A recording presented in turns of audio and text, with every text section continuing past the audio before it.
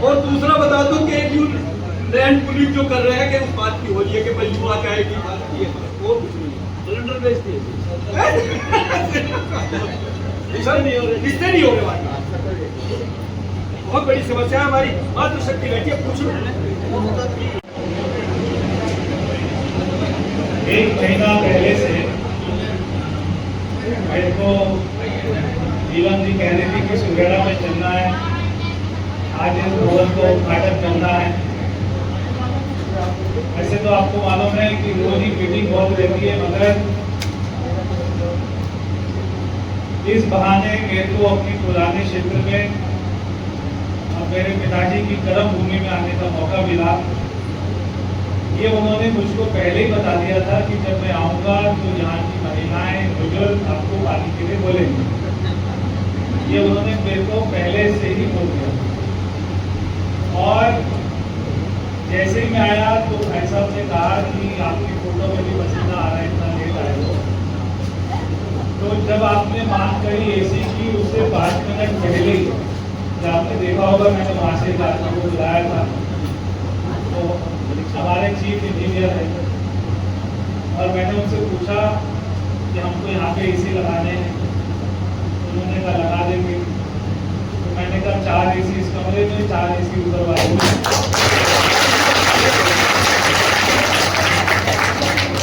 तो ये आपकी मांग जो है 5 मिनट के बाद में आई। 5 मिनट पहले मैं उसका फैसला कर चुका था और मैंने पानी वाले को इधर से बुलाया, उससे मैंने पूछा कि पानी की समस्या। उन्होंने कहा 2 बोरवेल यहाँ पर काम कर रहे हैं, तीसरा आज शुरू कर रहे हैं। अगर आपकी समस्या है कि जो नीचे का पानी है वो जो है खराब है, उसकी वजह से दिक्कत है। तो अभी मैंने इनसे रिपोर्ट मंगवाई है। कुछ जगह पे हमको शिकायत थी कि यूरेनियम आ रहा है, वहाँ पर हमने बोरिंग सारी बंद कराई। यहाँ से पानी की जांच करवाएंगे। आपने अभी कहा कि देखिए पिताजी ने रात रात में ट्रांसफार्मर लगा दिया। जो काम हमको कोई इमारत बनाने का है, कोई सड़क बनाने का है, जिसमें आदमी कर सकता है, वो काम को करने में दिक्कत नहीं। पानी ईश्वर की देन है। पानी हमको वैकल्पिक रूप से मिलता है। दिल्ली में पानी का कोटा फिक्स है, मैं पानी को पैदा नहीं कर सकता। अगर मैं चाहूँ मेरे डिपार्टमेंट का 100 करोड़ रुपए लगाऊं और नया पानी पैदा करूं, ऐसा नहीं हो सकता। पानी हमको जितना मिलता है और जो दिल्ली की आबादी बढ़ती जा रही है, दिल्ली की हमारी मांग बढ़ती जा रही है। अभी द्वारका में जो नया ट्रीटमेंट प्लांट है उसकी 20 MGD की क्षमता बढ़ी और वो हमारा तैयार है। उसमें 20 MGD अभी अतिरिक्त पानी आना है। 20 MGD पानी होता है यानी कि पूरे दिल्ली का 2-4% पानी, इतनी क्षमता बढ़ गई। अब उसका पानी आना है तो हम उसकी कोशिश कर रहे हैं हरियाणा से हमको पानी मिलना शुरू हो। इसके लिए बात चल रही है हरियाणा के मुख्यमंत्री से। जैसे हमको वहाँ पे पानी मिलना शुरू होता है, यहाँ के हर गांव तक आपकी लाइनों में मीठा पानी आना शुरू करेंगे। ये मेरा आपसे वादा है। तब तक कोई आदमी जैसे पानी की मांग नहीं करे, इसका मतलब ये नहीं कि मेरे मन में ये बात नहीं है। मैंने उसके बारे में और उससे पहले भी हम क्या कर सकते हैं इस पानी को ठीक करने के लिए। कहीं से पानी को क्या है कि अगर यहाँ पे पानी उसको लाइन में देना तो कहीं ना कहीं का पानी काटना पड़ेगा। एक बार मैं अपने डिपार्टमेंट से आसपास में कहाँ पे थोड़ा बहुत पानी कम करके यहाँ पर डाल सकते हैं, क्योंकि यहाँ पर मैं आया तो मुझे इतना गंभीर समस्या होगी कि आने के बाद ही पता लगा। इसलिए एक बार मैं अपने डिपार्टमेंट से बात करके आपको 2-4 दिन में कैसे पानी मिलेगा, कब तक मिलेगा मीठा पानी, ताकि जो आपके दिमाग में ये है कि जो कैंसर है वो पानी की वजह से हो रहा है, यहाँ पे मीठा पानी हो। और ऐसी कोई भी बात होती है तो मैंने उनको कहा है कि आप 6 महीने में पानी का टेस्ट मत करिए, उसको दूसरे महीने पानी का टेस्ट करिए। हर 2 महीने के बाद में पानी का टेस्ट होगा और उसमें चेक करेंगे कि उसकी गुणवत्ता ठीक है। अगर उसकी गुणवत्ता ठीक आती है इसका मतलब है कि पानी में दिक्कत नहीं है, क्योंकि लैब में सारी चीज आ जाती है। अगर उसमें कोई खराबी मिलती है तो उसको और हम कैसे आगे ट्रीट करेंगे, मैं इसका समाधान कोई ना कोई निकालूंगा। और इस बात की आप बिल्कुल चिंता नहीं करना, मैं इसको खुद ही फॉलो अप करूंगा। और अभी क्योंकि मेरा डिपार्टमेंट, पहले जब मैं सांसद के रूप में आता था, कभी कोई पानी की बात आती थी तो मैं कहता था कि दिल्ली सरकार का काम है, मेरा काम नहीं। अभी चाहे एमसीडी का काम है, वो भी मेरा काम है, दिल्ली सरकार का काम है, वो भी मेरा काम है, भारत सरकार का काम है, वो भी मेरा काम है। अभी कोई बहाना नहीं, इसलिए मैं कोई बहाना नहीं करूंगा। आपको पानी हम अच्छा देंगे, मीठा देंगे, साफ देंगे और बहुत ही जल्दी देंगे। और आसपास के गांव में भी जहाँ पर भी ऐसी समस्या होगी, मैं उसकी आज ही शाम को एक मेरी जलमूल की मीटिंग मैंने 4:30 बजे की रखी हुई है, इस बारे में भी उसमें आधा घंटा चर्चा करेंगे और समाधान निकालेंगे। तो आप बहुत बहुत बधाई। नीलम जी जैसी जहां पर विधायक हो, वहां पर कोई भी काम आपका रुकने वाला नहीं, क्योंकि इनको पैसा लेके आना, कैसे लेके आना है वो ये जानती है।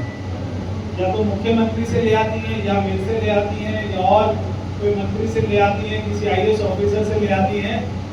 और सबको मालूम है कि और विधायकों को मना कर सकते, नीलम जी को मना नहीं कर सकते। तो जहां तक बात है डेवलपमेंट, पीछे आपने 27 सालों में जितना डेवलपमेंट नहीं देखा होगा, हम आपको 5 साल में करके दिखाएंगे। ये हमारा संकल्प है और हर वो काम करके दिखाएंगे जिसका हमने आपको वायदा किया। मंत्री जी ने कहा है कि पेट्रोल डीजल की बचत करें, तो जितना पब्लिक ट्रांसपोर्ट हो उसको यूज करना।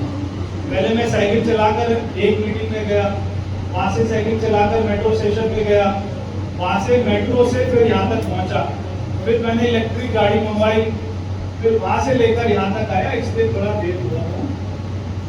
और